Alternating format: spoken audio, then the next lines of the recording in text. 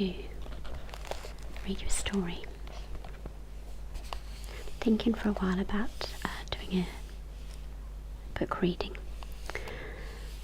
and I wanted to choose something that was a classic but was visually rather wonderful as well. So you can enjoy this video in two ways. You can either watch and listen and enjoy the pictures, or you can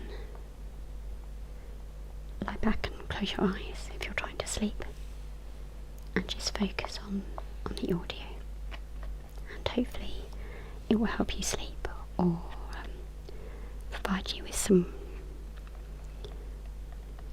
much needed relaxation and hopefully some tingles as well.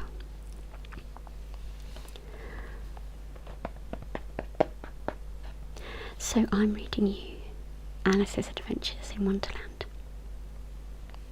And this book was actually bought for my daughter by my grandmother from a charity shop, and it's a fantastic buy. It's wonderful. This version, what I love about this version in particular is that it's true to the original text. I do love Disney, but the Disney cartoon of Alice in Wonderland uses parts of the original story and also the sequel, Alice Through the Looking Glass, and mixes it up, and of course it loses a lot of the subtlety.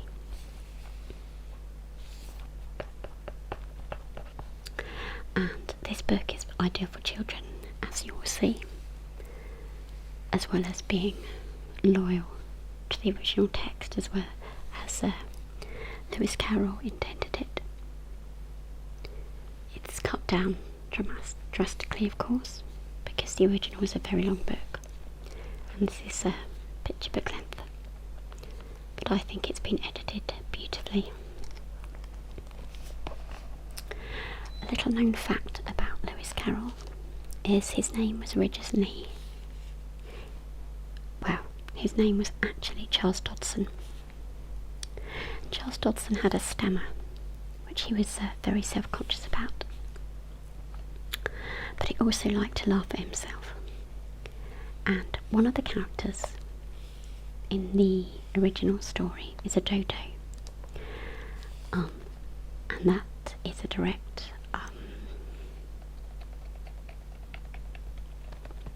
link to his surname and how he would stammer over his name. And he changed his name, he called himself Lewis Carroll because it was easier to say and he didn't stammer over it. So maybe you enjoy the book as much as I do.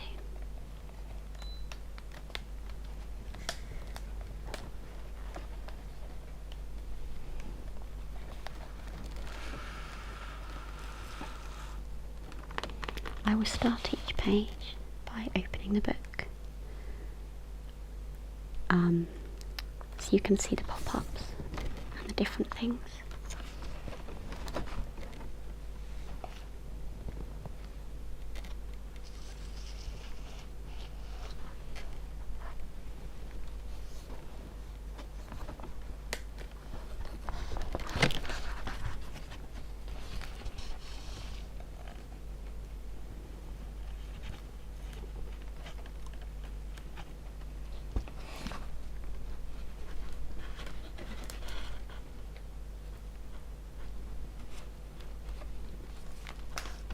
And then I'll read the actual text.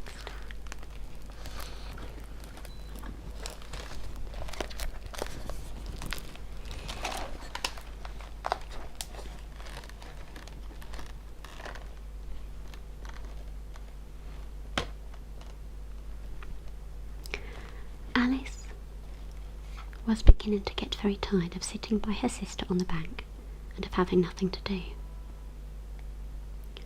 Once or twice she had peeped into the book her sister was reading, but it had no pictures or conversations in it. What is the use of a book, thought Alice, without pictures or conversations?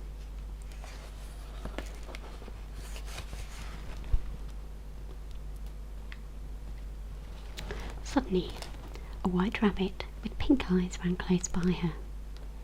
There was nothing so very remarkable in that, nor did Alice think it so very much out of the way to hear the rabbit say to itself, oh dear, I shall be too late." But when the rabbit actually took a watch out of its waistcoat pocket, Alice started to her feet. She ran across the field after it, and was just in time to see it pop down a large rabbit hole under the hedge. In another moment, down went Alice after it. The rabbit hole went straight on like a tunnel for some time, and then dipped suddenly down, so suddenly that Alice found herself falling down what seemed to be a very deep well.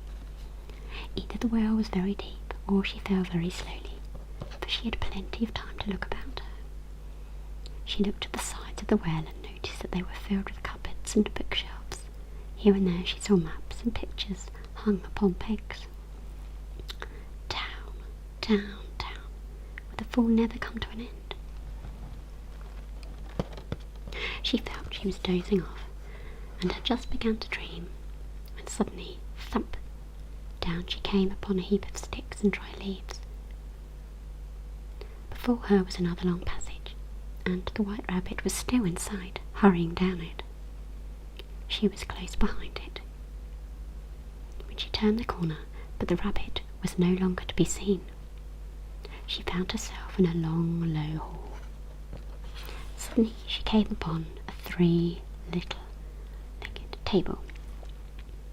She found a bottle on it with the words "Drink me" printed on it. Alice ventured to taste it, and finding it very nice, she soon finished it off. "What a curious feeling," said Alice. "I must be shutting up like a telescope." And so it was indeed. She now only 10 inches high. Soon her eye fell on a little glass box that was lying under the table. She opened it and found in it a very small cake, in which the words "Eat me" were marked in currants. So she set to work, and very soon finished off the cake. "Curiouser and curiouser," cried Alex. "Now I am opening out like the largest telescope that ever was."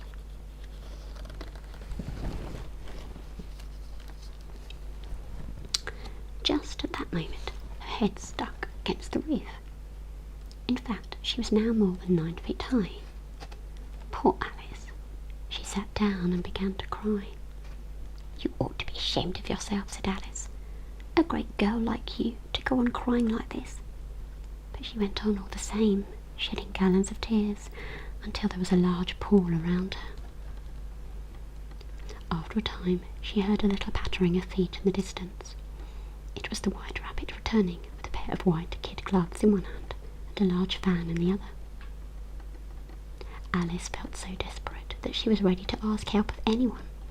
So when the rabbit came near her, she began in a low, timid voice, "If you please, sir." The rabbit dropped the white kid gloves and the fan, and scurried away into the darkness. Alice took up the fan and gloves, and as the hall was very hot, she kept fanning herself all the time she went on talking. "Dear, dear, how queer everything is today." She looked down at her hands and was surprised to see that she had put on one of the rabbit's little white kid gloves while she was talking. "How can I have done this?" she thought. "I must be growing small again." She got up and found that she was now about 2 feet high. The cause of this was the fan she was holding, and she dropped it hastily. "That was a narrow escape," said Alice. As she said these words, her foot slipped, and in another moment she was up to her chin in salt water, the pool of tears that she had wept when she was 9 feet high. "I do wish I hadn't cried so much," said Alice as she swam about. "I shall be punished for it now, I suppose, by being drowned in my own tears." Alice went on and swam to the shore. Alice felt very lonely and low-spirited, and in a little while, however, she heard a little pattering of footsteps in the distance. It was the White Rabbit, trotting slowly back again and looking anxiously about as if it had lost something. She heard it muttering to itself, the Duchess, she'll get me executed as sure as ferrets are ferrets. Where can I have dropped them?"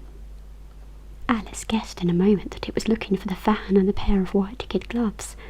They were nowhere to be seen. Soon the rabbit noticed Alice and called out to her, "Run home this moment and fetch me a pair of gloves and a fan."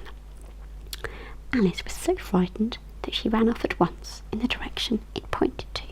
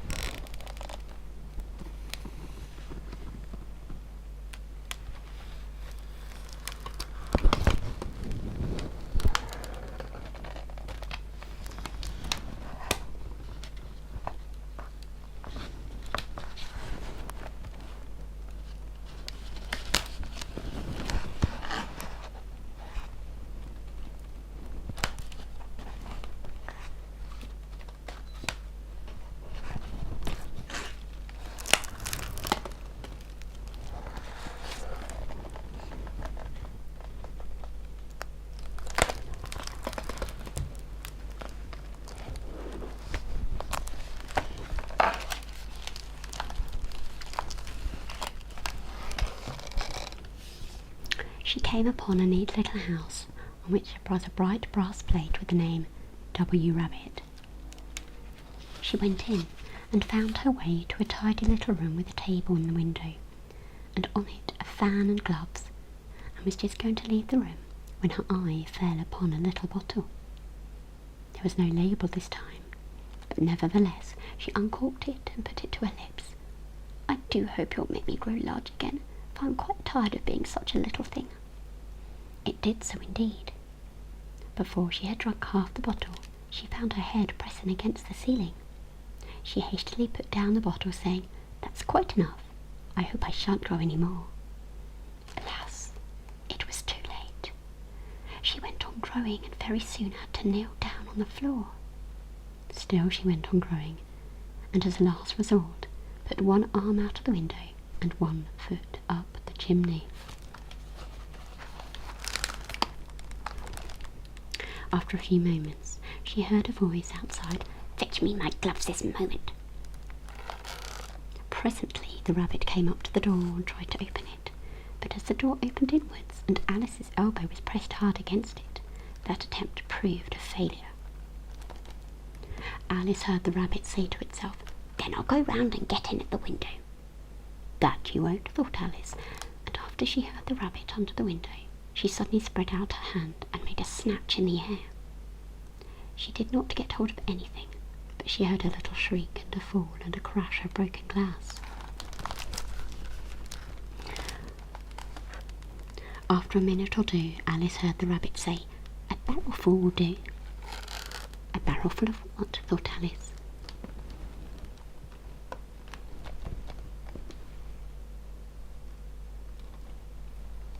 The next moment a shower of little pebbles came rattling in at the window. Alice noted with some surprise that the pebbles were all turning into little cakes, and a bright idea came into her head. She swallowed one of the cakes, and was delighted to find that she began shrinking. As soon as she was small enough to get through the door, she ran off as hard as she could, and soon found herself safe in a thick wood.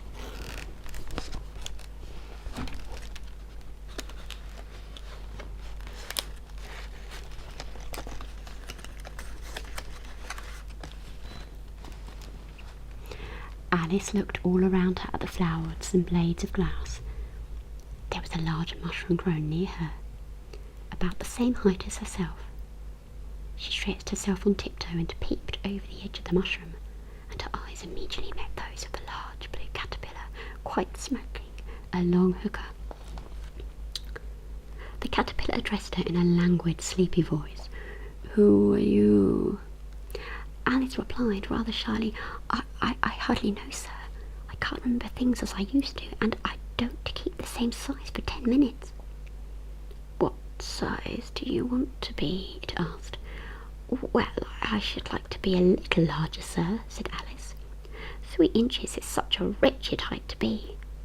It is a very good height indeed, said the caterpillar, rearing itself up right as it spoke.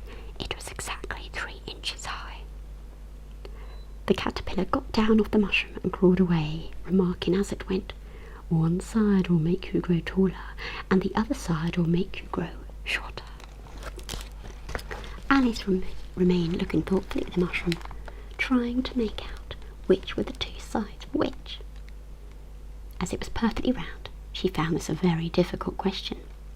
She stretched her arms around it and broke off a bit of the edge with each hand.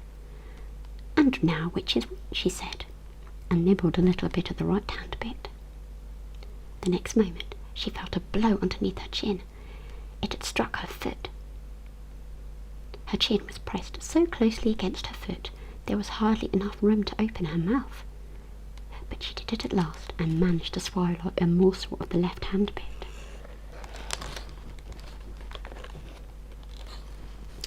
My head's free at last, said Alice in a tone of delight, which changed into alarm. All she could see when she looked down was an immense length of neck that seemed to rise like a stalk out of a sea of green leaves that lay far below. As there seemed to be no chance of getting her hands up to her head, she tried to get her head down to them, and was delighted to find that her neck would bend about easily in any direction. A sharp hiss made her draw back in a hurry. A large pigeon had flown into her face. Serpent! Cried the pigeon. I am not a serpent, said Alice indignantly. Let me alone. Well, be off then, said the pigeon in a sulky tone, as it settled down into its nest. Alice crouched down among the trees as well as she could. She remembered that she still held the pieces of mushroom, and set to carefully nibbling first one and then the other, until she had succeeded in bringing herself down to her usual height. It was so long since she had been anything near the right size, it felt quite strange at first, but she got used to it in a few minutes.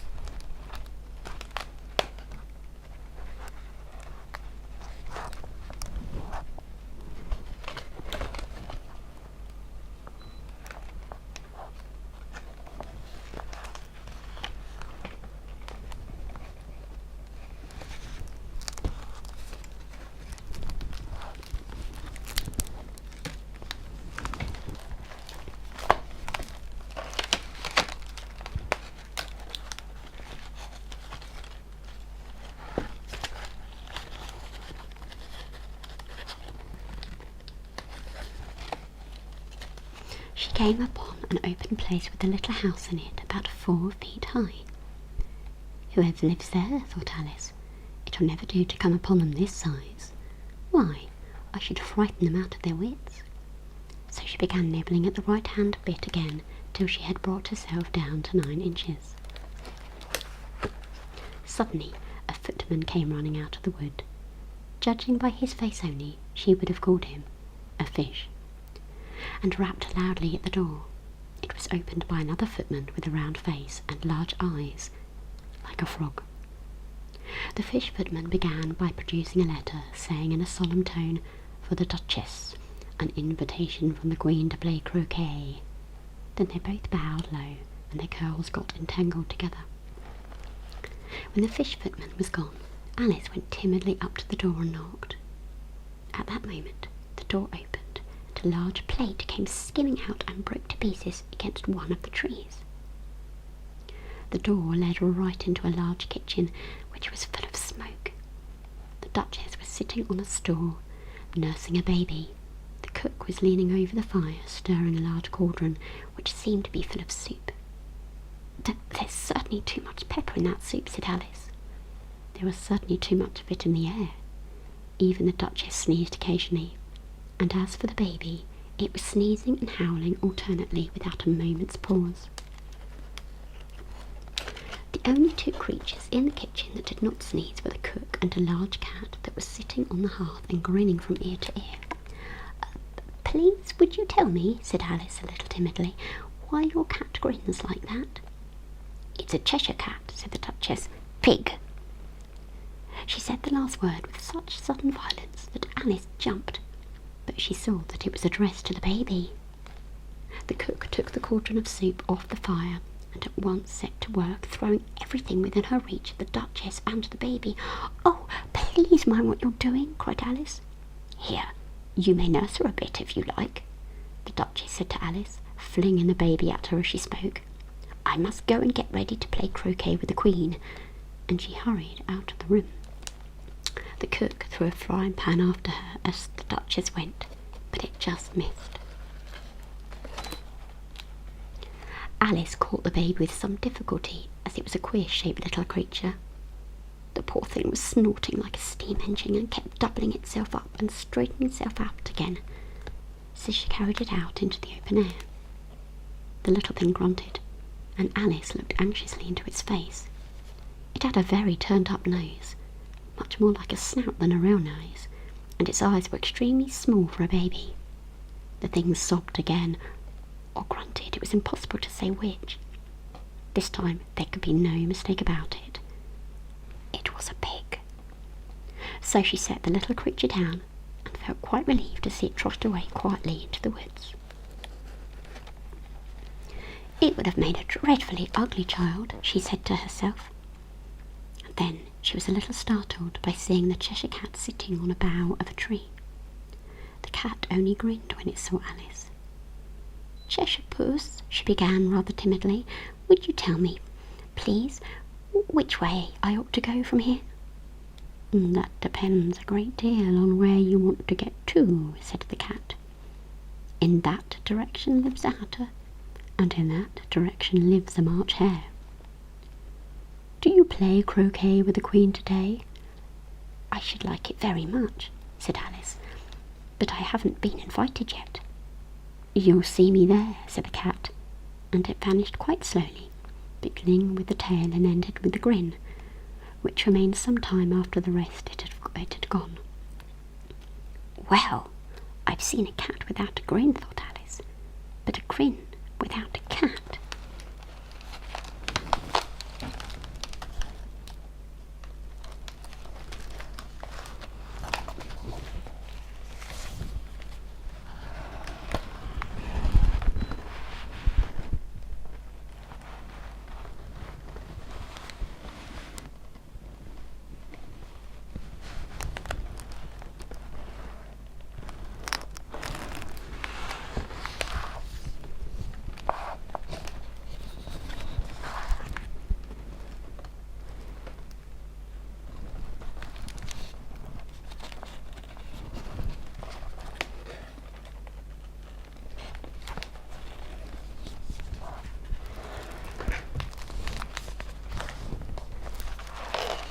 She had not gone much further before she came in sight of the house of the March Hare. There was a table set out under a tree in the front of the house, and the March Hare and the Hatter were having tea at it. A dormouse was sitting between them, fast asleep. "No room, no room," they cried when they saw Alice coming. "There's plenty of room," said Alice indignantly, and she sat down in a large armchair at one end of the table. The Hatter was the first to break the silence. "What day of the month is it?" he said, turning to Alice. He had taken his watch out of his pocket and was looking at it uneasily and holding it to his ear. Alice considered a little and said, "The 4th." "2 days wrong," sighed the Hatter. Alice had been looking over his shoulder with some curiosity. "What a funny watch," she remarked. "It tells the day of the month, and doesn't tell what o'clock it is." Said the Hatter, "1:30, time for dinner." "I only wish it was," the March Hare said to itself in a whisper. "We quarrelled last March," replied the Hatter, pointing with his teaspoon at the March Hare. "It was at the great concert given by the Queen of Hearts, and I had to sing, 'Twinkle, twinkle, little bat, how I wonder what you're at. Up above the world you fly, like a tea tray in the sky.' Well, I'd hardly finished the first verse of that when the Queen bawled out, 'He's murdering time, off with his head.'" "Oh, how dreadfully savage!" exclaimed Alice. "Suppose we change the subject," the March Hare interrupted. "Really, now you ask me," said Alice, "I don't think—" "Then you shouldn't talk," said the Hatter. This piece of rudeness was more than Alice could bear. She got up in disgust and walked off. Neither of the others took the least notice of her going. The last time she saw them, they were trying to put the dormouse into the teapot. "I'll never go there again," said Alice as she picked her way through the wood. "It's the stupidest tea party I ever was at in all my life." Just as she said this, she noticed that one of the trees had a door leading right into it. "That's very curious," she thought, "but everything's curious today," and in she went.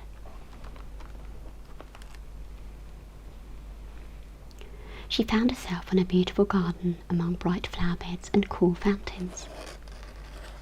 A large rose tree stood near the entrance of the garden.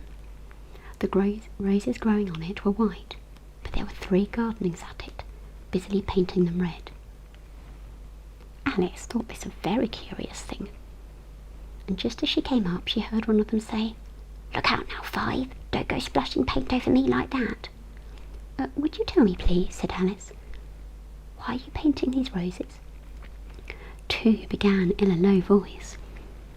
"Why, you see, miss, this here ought to have been a red rose tree, and we put a white one in by mistake. And if the Queen were to find out, we should all have our heads cut off." At that moment 5 called out, "The Queen, the Queen!"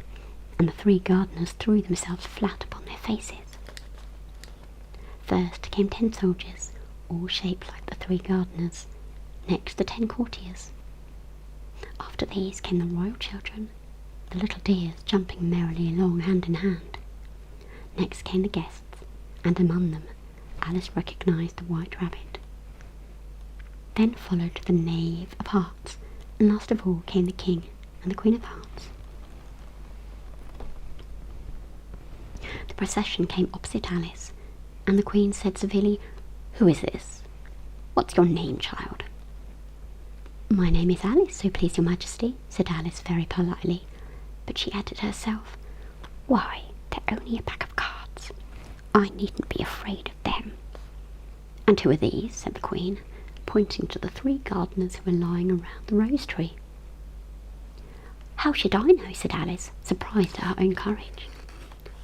The Queen turned crimson with fury and began screaming, "Off with her head, off!" "Nonsense," said Alice, and the Queen was silent. The King laid his hand upon her arm and timidly said, "Consider, my dear, she is only a child." "I see," said the Queen. "Can you play croquet?" "Yes," shouted Alice.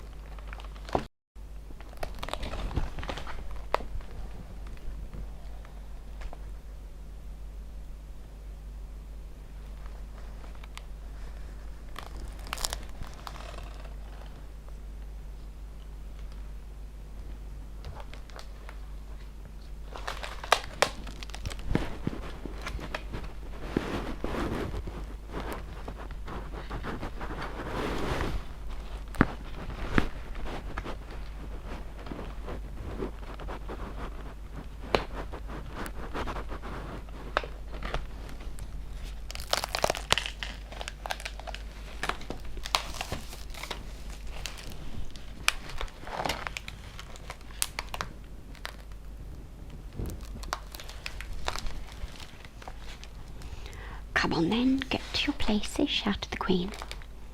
People began running about in all directions, tumbling up against each other. However, they got settled down in a minute, and the game began.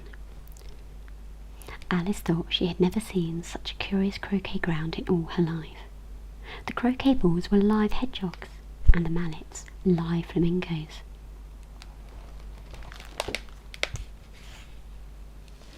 The soldiers had to double themselves up and stand on their hands and feet to make the arches. Alice began to feel uneasy. She was looking for some way of escape, and wondering whether she could get away without being seen, she noticed a curious appearance in the air. She made it out to be a grin and said to herself, "It's the Cheshire Cat. Now I shall have someone to talk to." "How are you getting on?" said the cat, as soon as there was a mouth enough for it to speak with. In another moment the whole head appeared, and Alice began an account of the game, feeling very glad she had someone to listen to her. "I don't think they play fairly at all," Alice began. "And they all quarrel so dreadfully, one can't hear oneself speak." The cat's head began fading and disappeared entirely. "Let's get on with the game," the Queen said, and Alice slowly followed her back to the croquet ground. All the time they were playing, the Queen never left off quarrelling with the other players and shouting, "Off with his head," or "Off with her head." Those whom she sentenced were taken into custody by the soldiers. By the end of half an hour, all the players except the King, the Queen, and Alice were under sentence of execution. Then the Queen, quite out of breath, said to Alice, "Have you seen the Mock Turtle yet?" "No," said Alice. "I don't even know what a Mock Turtle is." "It's the thing Mock Turtle soup is made from," said the Queen. "Come on then, he shall tell you his history." As they walked off together, Alice heard the King say, in a low voice to the company generally, "You are all pardoned." "Come, that's a good thing," she said to herself.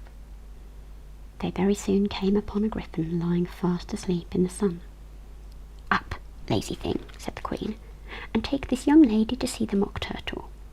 I must go back and see after some executions I ordered." The griffin sat up and rubbed its eyes. "It's all her fancy, that. They never execute nobody, you know. Come on."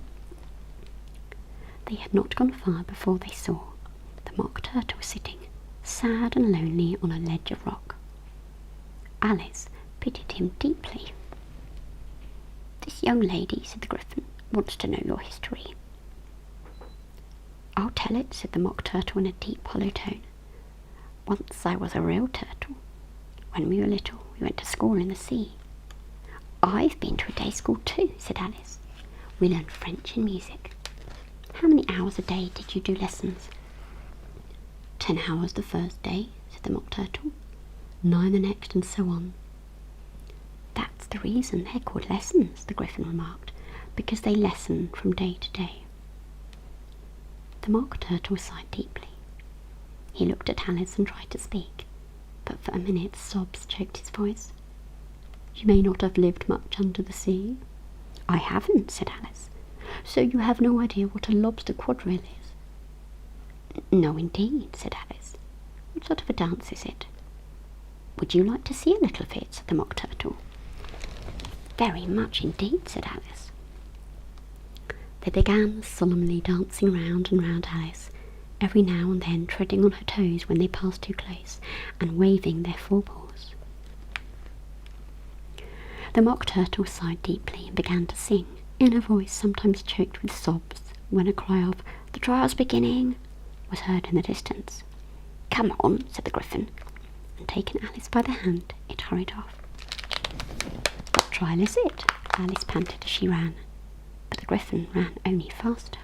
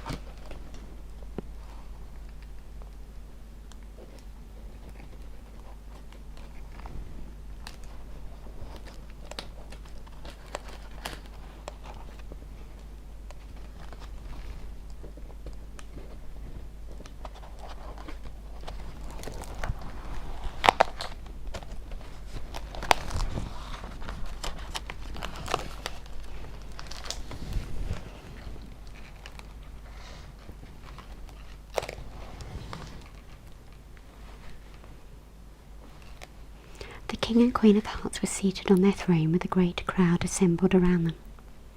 The knave was standing before them in chains, and near the king was the White Rabbit, with a trumpet in one hand and a scroll in the other. In the middle of the court was a table with a large dish of tarts upon it. It made Alice quite hungry to look at them. I wish they'd get the trot on, she thought, and hand round the refreshments. Herald, read the accusations, said the king. The White Rabbit blew on a trumpet and unrolled the scroll and read as follows. The Queen of Hearts, she made some tarts, all on a summer's day. The Knave of Hearts, he stole those tarts and took them quite away. Consider your verdict, the king said to the jury. Not yet, not yet, the rabbit hastily interrupted. There's a good deal more to come before that. Call the first witness, said the king. The first witness was the Hatter. Take off your hat, the king said. It isn't mine, said the Hatter. Stolen, the king exclaimed. Give your evidence and don't be nervous or have you executed on the spot. Just at this moment, Alice felt a very curious sensation. She was beginning to grow larger again. The miserable Hatter went down on one knee. I'm a poor man, your majesty, he began. You're a very poor speaker, said the king. If that's all you know about it, you may go. And take his head off outside, the queen added to one of the officers. But the Hatter was out of sight before the officer could get to the door. Call the next witness, said the king. Alice watched the White Rabbit, feeling very curious to see what the next witness would be like. Imagine her surprise when the White Rabbit read out, at the top of his shrill little voice, the name Alice. Here, cried Alice, forgetting how large she had grown in the last few minutes, and she jumped up in such a hurry that she tipped open the jury book, upsetting all the jurymen.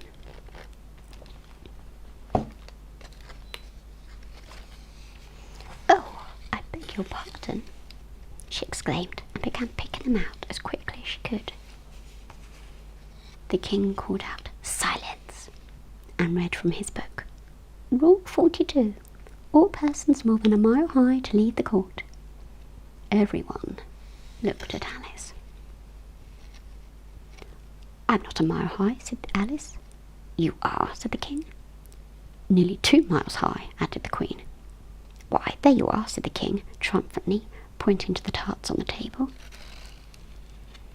Nothing can be clearer than that. Let the jury consider their verdict. No, no, said the queen. Sentence first, verdict afterwards. Nonsense, said Alice loudly. Hold your tongue, said the queen, turning purple. I won't, said Alice. Off with her head, the queen shouted. Nobody moved. Who cares for you, said Alice. She had grown to her full size by this time. You're nothing but a pack of cards. At this, the whole pack of cards rose into the air and came flying down upon her. She gave a little scream and tried to beat them off, and found herself lying with her head in the lap of her sister, who was gently brushing away some leaves that had fluttered upon her face. Wake up, Alice, dear, she said to her sister. Why, what a long sleep you've had. Oh, I've had such a curious dream, said Alice, and she told her sister all about the strange adventures.